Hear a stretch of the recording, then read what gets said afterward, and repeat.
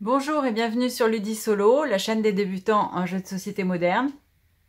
J'espère que vous allez tous bien. Alors, comme je vous l'avais dit dans ma dernière vidéo, 3 minutes de réflexion aujourd'hui parce que j'aurai quelques questions à vous poser.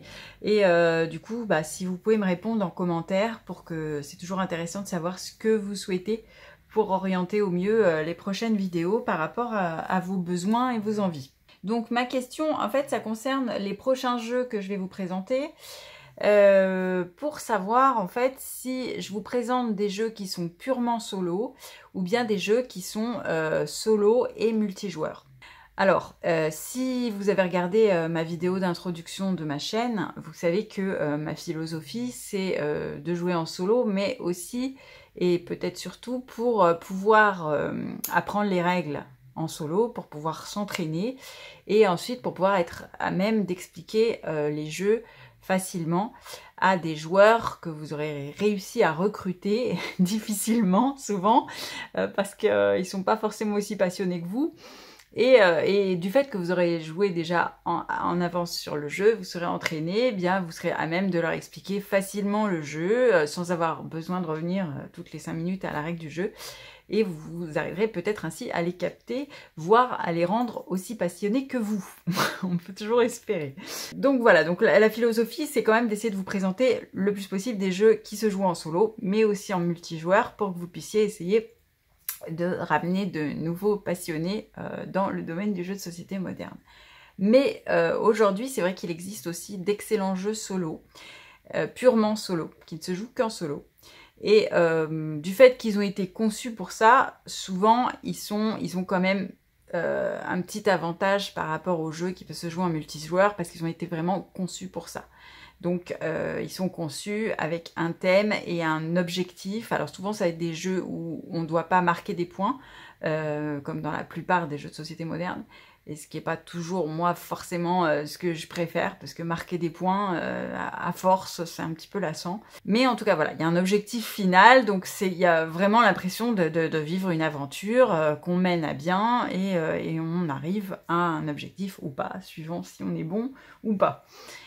Dans les jeux multijoueurs, bien souvent, ce sont des jeux qui ont été conçus pour jouer en multijoueur. Donc du coup, on a rajouté un mode solo en plus parce que c'est la mode, parce qu'il y a eu le confinement et que voilà, aujourd'hui, tous les jeux quasiment ont un mode solo. Ce qui est bien, hein, c'est fantastique et c'est vraiment une avancée parce que quand on veut jouer, quand on est vraiment en solo et qu'on n'a pas de partenaire de jeu, au moins on peut quand même profiter de la grande majorité des jeux aujourd'hui et ça c'est génial.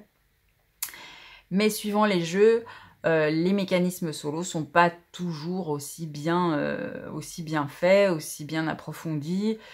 Souvent, c'est juste une question de marquer un certain nombre de points et on regarde dans la règle du jeu par rapport à une grille, hein, comme on a déjà vu dans certains jeux que je vous ai présentés. Donc, bon, au bout d'un moment, quand on y a joué quelques fois, ça devient un petit peu lassant, ça donne pas forcément envie d'y rejouer. Mais donc, voilà, je voudrais savoir si, donc, vous préférez que je vous présente pour l'instant des jeux purement solo, ou bien des jeux qui se jouent en multijoueur et aussi en solo. Alors, juste pour vous donner envie, et je sais qu'il y a parmi les abonnés des gens qui ne jouent que en solo aussi, bon, c'est des jeux qu'ils connaissent peut-être déjà, mais je vous ai fait une sélection que je peux déjà vous présenter, ça vous donnera envie d'aller éventuellement fouiller pour vous en offrir quelques-uns, des jeux qui sont juste en solo. Alors j'en ai 9, je vais pas faire un top 9 hein, parce que je suis bien incapable de vous dire lequel je préfère. Je les aime tous pareil, ils sont tous dans leur genre excellents, je trouve. Mais il y en a 9, donc je vous ai sélectionné, qui sont vraiment donc juste des jeux solo. Alors le premier, c'est Vendredi. C'est encore un petit jeu, vous voyez, petite boîte. Qui contient beaucoup de richesses. Donc vous êtes vendredi sur une île déserte, c'est pour ça que je joue en solo forcément. Et vous devez vous débrouiller pour survivre sur l'île déserte. Alors là, vous n'avez pas grand chose derrière qui va vous indiquer.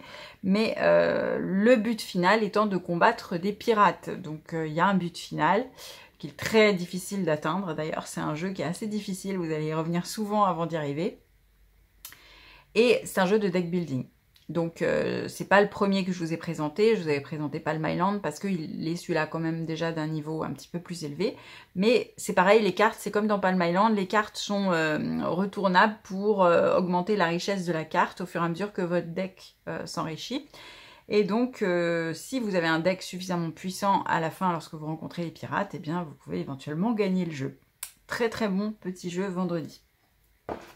Ensuite, il y a le défi de l'arène. Alors, c'est une série de Renegade Games qui est distribuée en France par Ori Games, qui est purement solo, série héros solo. Alors il y a déjà 2 jeux qui sont sortis dans cette série. Donc celui-ci, c'est le défi de l'arène. Alors dans chacun des jeux, vous avez un petit livre qui vous raconte une aventure, qui vous met un petit peu dans le bain de l'histoire avant de jouer. Donc c'est très bien fait. Bon, c'est pas un roman de niveau littéraire extraordinaire, hein, mais ça vous met dans le bain et ça vous prépare un petit peu à qui vous allez être et ce que vous allez faire. Donc c'est un jeu de combat et c'est un tournoi entre la reine et puis des ennemis qui vont être symbolisés par des cartes et il y aura un combat avec des dés. Et l'intérêt du jeu, c'est que c'est en temps réel. Donc vous avez un sablier qui se charge sur une application. Et en temps réel, vous allez devoir choisir les meilleurs dés. Mais alors, il y a beaucoup de suspense et il faut se dépêcher, quoi. On n'a pas beaucoup de temps de réfléchir pour choisir les meilleurs dés pour pouvoir combattre les différents ennemis. Et l'intérêt aussi de ce jeu, c'est que il contient des extensions, mais qui sont toutes dans la boîte. Voilà. Il n'y a pas besoin de racheter quoi que ce soit d'autre. Donc au fur et à mesure, vous pouvez commencer avec un niveau vraiment débutant. C'est ce qu'on vous dit dans le début. C'est vraiment fait pour les débutants au départ. Et puis petit à petit, en rajoutant les extensions, vous allez aboutir à un jeu qui est de plus en plus compliqué et difficile. Donc ça, c'est très bien fait. Et puis, je ne vous ai pas encore présenté de jeu de dés où les dés servent à autre chose que... Le seul que je vous ai présenté, c'est le Roll and Write. Donc, j'ai pas encore fait de jeu avec des dés pour faire des combats. Les dés sont beaucoup utilisés aujourd'hui pour ça dans les jeux. Et donc voilà, c'est un jeu intéressant, lui, que je pourrais vous présenter de façon certaine lorsque je vais vous présenter les dés, de toute façon. Ensuite, donc je vous ai dit, dans la même collection est sorti il n'y a pas très longtemps Warp's Edge, qui est donc même série de jeux solo, qui lui se passe dans l'espace, rien à voir, avec des cartes, avec un système de backbuilding, avec des jetons qu'on va tirer dans un sac. Très très bon jeu aussi, qui lui a une petite extension qui se vend à part.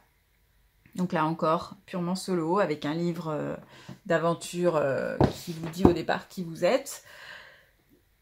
Ensuite, toujours dans l'espace, qui est sorti il n'y a pas très longtemps aussi, qui est excellent, de Yellow, qui lui rappelle un petit peu les jeux de Space Invader de quand on était petit, de Atari, hein, où il y a des vaisseaux spatiaux qui descendent et il faut les abattre avant qu'ils arrivent jusqu'à vous.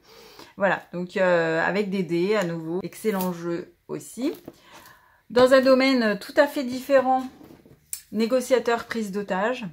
Alors un thème un petit peu qui peut paraître un peu étrange, mais vous êtes donc un négociateur, il y a eu une prise d'otage et vous devez arriver à sauver un maximum d'otages et attraper le preneur d'otages. Donc il y a différents scénarios avec différents preneurs d'otages qui ont différentes demandes.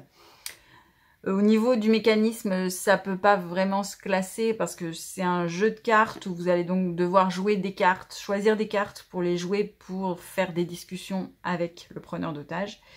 Dans un temps qui est quand même limité parce que vous avez un deck avec des cartes de terreur qui vont indiquer tout ce qui se passe au fur et à mesure comme événements qui font que petit à petit les otages sont tués ou que le preneur d'otages s'énerve, etc. Et puis, il vous faut arriver avant la fin du deck de terreur à attraper le preneur d'otages et à libérer un maximum d'otages, sinon vous avez perdu. Donc encore une fois, un jeu où vous avez un but et non pas un simple marquage de points. Très bien fait. Bon, thème un peu particulier, mais très bien fait. Moi, j'aime beaucoup. Il est sorti d'ailleurs la suite récemment, là, ces dernières semaines. Ensuite, alors 3 petits jeux qui peuvent se jouer à 2, mais qui sont quand même très très bien faits aussi pour jouer en solo. Donc One Deck Dungeon, qui est un dungeon crawler. Je vous expliquerai ce que c'est aussi sans le principe du dungeon crawler, on n'en a pas encore parlé. Avec des dés, où on va devoir, donc le principe du dungeon crawler Globalement, c'est rentrer dans un donjon et combattre des monstres jusqu'à arriver au boss final. Hein. C'est un petit peu comme dans un jeu vidéo. Voilà. Très très bon petit jeu. Toute petite boîte, mais beaucoup de choses dedans. Beaucoup de dés. Donc ça se joue avec des dés. Principe un petit peu complexe pour un débutant, mais normalement, avec les explications en vidéo, ça ne devrait pas poser trop de problèmes. Onirim, totalement différent encore. Donc ça, c'est un jeu abstrait avec des cartes, uniquement des cartes où vous êtes prisonnier d'un labyrinthe et vous devez vous en échapper en franchissant des portes fermées dont on doit trouver les clés. Donc jeu abstrait, très très bon jeu aussi, dans un genre très particulier, mais très sympa, qui peut se jouer à 1 ou à 2, mais largement sans problème à 1 et il est tout à fait fait pour jouer en solo. Mini Rogue qui vient de sortir, alors il y a 2 jours, qui est aussi un dungeon crawler comme One Deck Dungeon. D'ailleurs, c'est le même éditeur, Nuts. Et là, dans celui-ci, vous avez plus de cartes. Mais c'est aussi le principe de rentrer dans un donjon et de combattre des monstres et d'arriver à sortir vivant du donjon. Et puis, je vous présenterai un petit jeu aussi que j'ai pas sous la main là, mais qui est un petit jeu qui est en print and play, c'est-à-dire qu'il peut se charger sur Internet. Il est un petit peu payant, mais il vaut quasiment rien. Le jour où je vous présenterai, je vous en parlerai, qui est un jeu où il faut rechercher un personnage qui se déplace sur un plateau de jeu, qui est constitué de cartes uniquement, donc c'est pour ça que c'est un print and play. Et c'est un print and play qui a été disponible sur Kickstarter. Et à cette occasion, je vous parlerai pour ceux qui ne savent pas ce que c'est, mais qui en ont peut-être entendu parler dans des vidéos, de ce que c'est exactement Kickstarter. Voilà, donc la sélection des jeux purement solo. Donc parmi ces jeux, de toute façon, il y en a 1 ou 2 dont je vais me servir pour vous présenter des mécanismes que je n'ai pas encore présentés. Mais je voulais savoir si vous préférez qu'on fasse tout cela d'abord, ou si vous préférez que j'alterne avec des jeux qui sont des jeux pour jouer aussi en multijoueur, afin que vous puissiez partager tout ça avec votre famille et vos amis. Voilà, donc dites-moi, je me doute que je vais avoir 2 types de réponses, mais dites-moi aussi quel jeu vous préféreriez que je présente dans ceux que je vous ai montrés. Dites-moi même s'il y en a d'autres qui vous intéressent et que vous avez envie de découvrir, sachant qu'il me reste malgré tout à faire 4 ou 5 mécanismes encore en présentation avant de passer vraiment à des jeux un petit peu plus complexes dans chaque domaine. Voilà, mes 3 minutes ont duré un petit peu plus que 3 minutes, mais c'est à vous maintenant. Je vous laisse me raconter tout ce qui vous ferait plaisir qu'on fasse dans les prochaines vidéos. Et je vous souhaite une très très bonne journée et je vous dis à très bientôt sur Ludisolo.